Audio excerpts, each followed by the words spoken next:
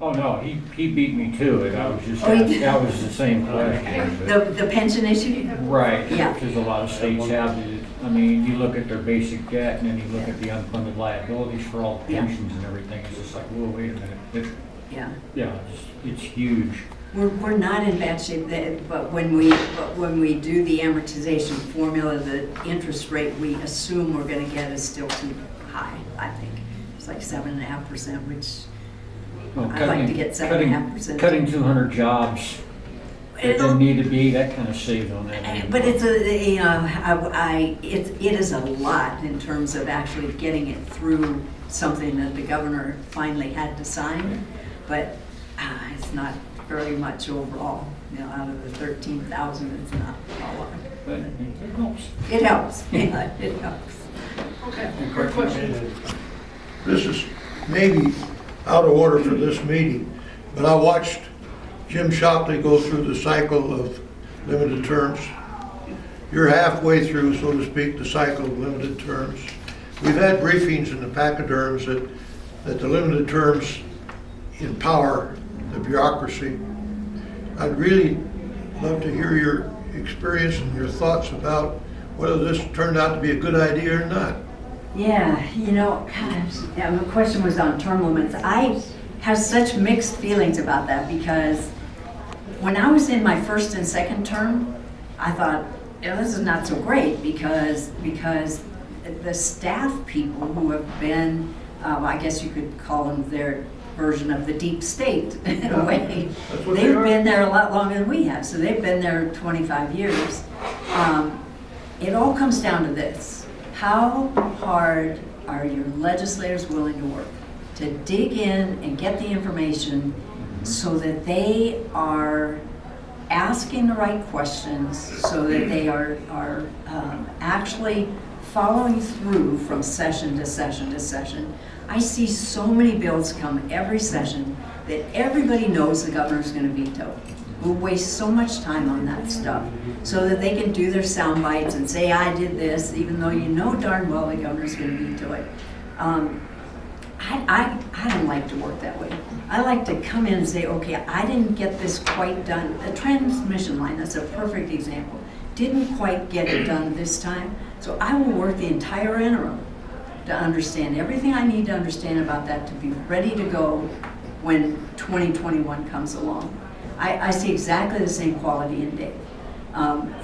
He grabbed hold of some things and got them done, but then he also had some things that he got started that he's going to make sure get done the next time. And that'll go all through the interim. So it's not a 90-day job. It's a 2-year job, and there's no way around that. And for the legislators who are willing to do that, I think term limits is okay, because then it moves them out and it makes room for some new, which is a good thing. But for the ones who are not, you know, they come in and it's like every session's brand new. That hurts a lot because there are too many people in the staff, permanent staff in Helena, who know a lot more than the legislators coming in, and that's painful. Yeah, I guess if I could just quickly follow on that. You know, I guess it's the price we pay for having a citizens legislature in two ways. Number one, we're only in session for 90 days, and we can work during the interim, but still, the advantage goes to the bureaucracy because they're entrenched and they've been there a long time, and they can wait you out during the session when you're actually working on passing bills. And they can you. I mean, a good example of that was in the Medicaid expansion bill. Representative Ed Buttrey was working on that. He was seeking information from the state agency, and they basically just shut him down. So he had to work in a vacuum. Pretty tough thing to do. When they finally realized that their version of the bill wasn't going to pass, which was at the 11th hour, suddenly information started flowing. So I mean, and this was probably the most egregious case of this happening that I saw. It's something, you know, having a Republican governor will be helpful in terms of changing that culture, but that culture will always exist, Democrat or Republican, and that's a price we pay for not having professional legislators and spending a bunch of money so all the legislators can have staff and stuff, because here's the staff that we have. Your staff, I'm my staff, and we do have some fiscal analysts that do some work for us too, which is a great thing because, and there are institutional knowledge, but you know, it's a tough road to hoe. Term limits, you know, it's the same thing in the day-to-day stuff. It does give the bureaucracy an advantage, but the trade-off, I guess, that we've made in this state is that having a truly citizen legislature, not professional class of politicians, it's worth having that inefficiency in there. But that just means that us that are serving have to be committed to working really hard, and I'm okay with that. You know, Nancy and I signed up for this job. We knew what it was going to entail, and I'm more than willing to do that. We actually had to write a bill this time. We called it the Hide the P bill because Health and Human Services kept hiding the P from us, and we were trying to get raw data, not their interpreted version, but the raw data, and they wouldn't get it to us. So it was pretty tough. At first, we kind of had to shrink it down a little bit in order to get it passed, but, to get it through the governor so that we could actually do something. But what we finally ended up with is they are writing a new data warehouse system, and they are going to allow our staff, legislative fiscal division, to help write the rules around who has access to every element of data, under what circumstances, when you can get it, how you can get it, and that'll make our life a whole lot easier once we get that in place. But yeah, it's good. We have time for one more question. I just have one general question, which may be appropriate if it's the last one. In the state of Montana, we have this 1972 Constitution, which even Rob Nadelson calls the hippie Constitution. And so I'm curious, with some of the things we even discussed today, such as the gray line that we talked about for education spending, that when you put the money over, then somebody else takes charge of that, and even term limits like Ed brought up, and some of these gray areas. This Constitution, I believe, and I think it was in a conversation with Rob Nadelson, and he told me this, that this comes up for review every 20 years. Now, I think, 72, that would mean that this probably comes up for review within 10 years from now, or the preparation for its review. Is there things in here that we can start to catalog so that even then, that some of these issues can be attacked and rewritten properly so that we can have a better, I'm just talking about a general idea here. Maybe things that bother you every day with the job Well, that let me ask you a question, because I get that same question all the time about having a constitutional convention, and would that be a good idea?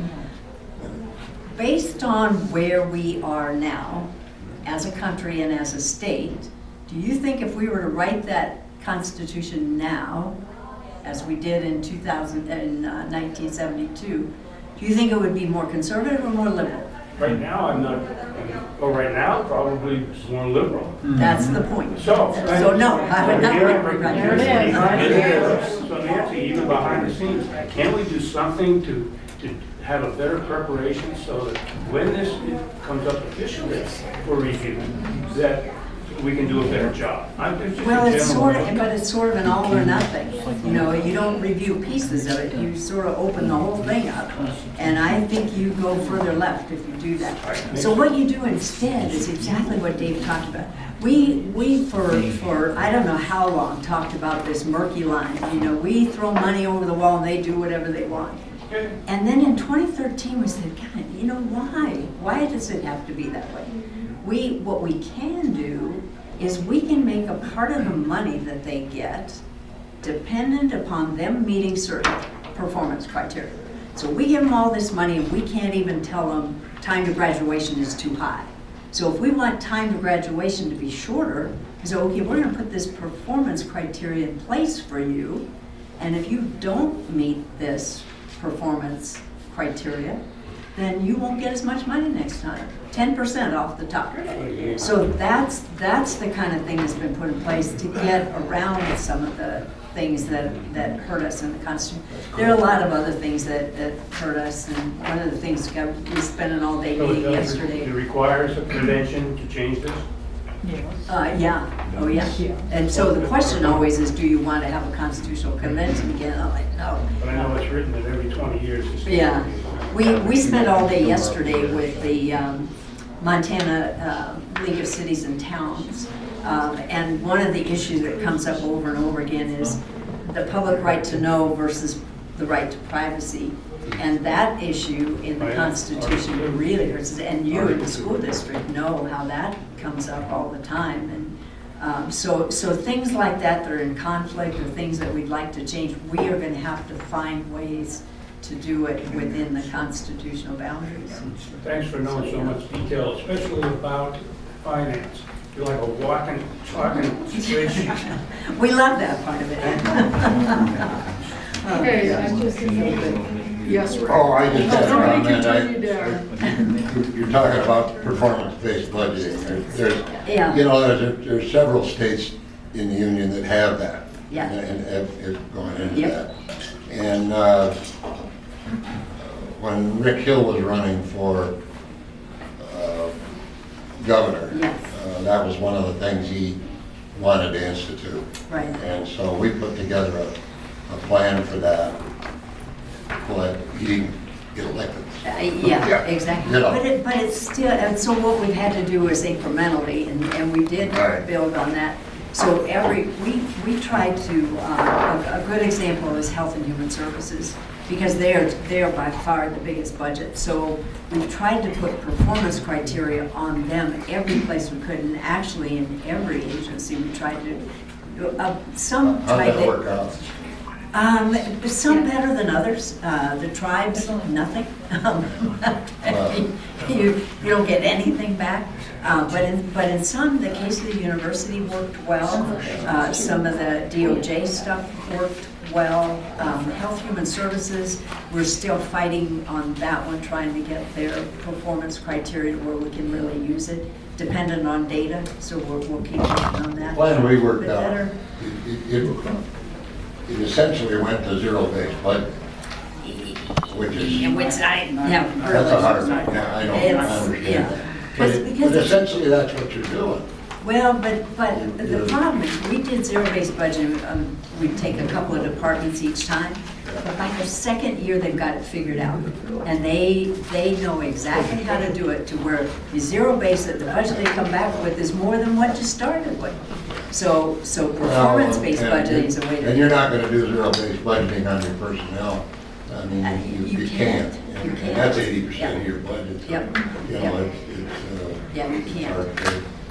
But anyway, But as performance-based. far as term limits is concerned, I was always of the opinion that term limits is fine as long as the term was 16 years. Well, no, that's a great thing, because then if you Because, I mean, spend how all many- 16 in the House, for example, Yeah. it would be much better, I think. Yeah, I mean, how many corporations are out there that you go to work for them and 2 years later, Yeah. 8 years later, you're Yeah. done? Yeah. I mean, you're just learning It what takes a things while, are it at takes a that while. time. So Yeah. it's, anyway, It's a good- I tried that in, what was it, the committee with that it went through, I forgot. But anyway, it went to committee and died a horrible death. And they always do. Yeah. In fact, somebody was gonna bring it back this time too, to say 16 years total, it can be 8 in the House, 8 in the Senate, Right. or any combination thereof. That was the way Which mine made a was. lot more sense. Yeah, but- that's the way mine But was. yeah, that one But died they- before it they- ever got There's people that are against any kind of, any change. any change in Yeah. term limit Oh, law. yeah, it's- Yeah. And they lobby and lobby and lobby. so. Yeah, they do. Yeah, they But do. that, as far as I'm concerned, ought to be worked on every year, Yeah, every session. I think so too. I think Katie Yeah. has to have. We're blessed to have, We just keep We're talking. at the 2 o'clock mark. we're blessed with these two. Oh, exactly.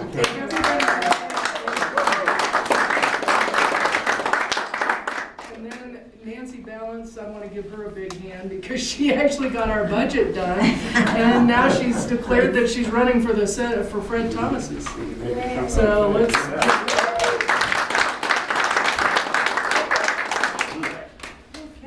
All right, right, well, thank you. Good, thanks all for being here. And please take some pastries home with you. Next time, bring your grandson. Oh, gosh, yeah, he was gonna come today, and then he decided he ought to finish his schoolwork. The youngest county commissioner ever. Everybody, keep an eye out, because there's a possibility we'll have more of these as we go into the election season. Thank you for making this happen.